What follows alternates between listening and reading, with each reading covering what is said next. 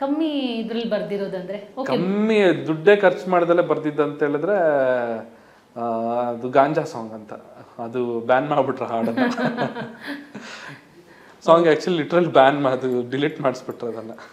ಅದು ಕಮ್ಮಿ ಏನಂದ್ರೆ ₹1 ಖರ್ಚೆ ಮಾಡಿಲ್ಲ ನಾನು ಸಾಂಗಿಗೆ. ಸೊ ಅದೇ ಒಂದು ಪೊಗರು ಇನ್ನೊಂದು ಗಾಂಜಾ ಸಾಂಗ್.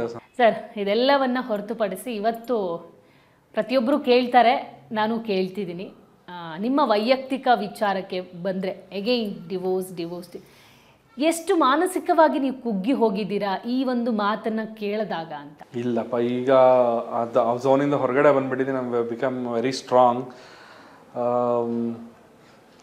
ಕಷ್ಟನೇ, ಅಂದರೆ ಇಟ್ಸ್ ನಾಟ್ ಈಸಿ. ಮೇಲ್ ನೋಟಕ್ಕೆ ಇವಾಗ ಮೈ ಮೇಲಾಗಿರೋ ಗಾಯ ಕಾಣಿಸುತ್ತೆ.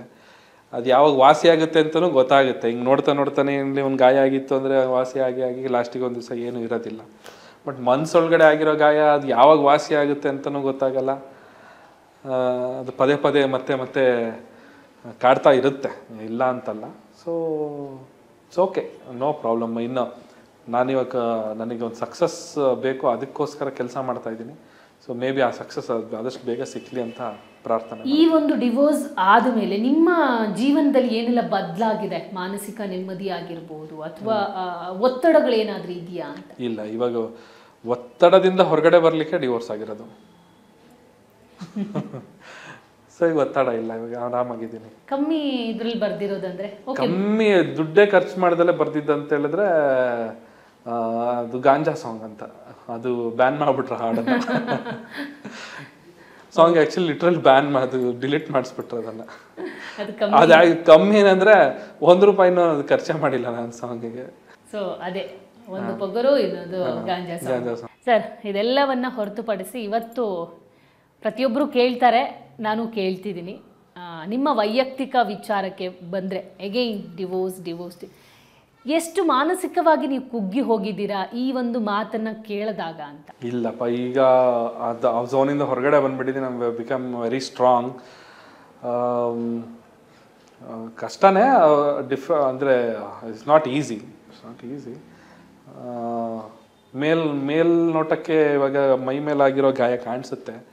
ಅದು ಯಾವಾಗ ವಾಸಿ ಆಗುತ್ತೆ ಅಂತಲೂ ಗೊತ್ತಾಗುತ್ತೆ. ಹಿಂಗೆ ನೋಡ್ತಾನೆ ಇಲ್ಲಿ ಒಂದು ಗಾಯ ಆಗಿತ್ತು ಅಂದರೆ ವಾಸಿ ಆಗಿ ಲಾಸ್ಟಿಗೆ ಒಂದು ದಿವಸ ಏನೂ ಇರೋದಿಲ್ಲ.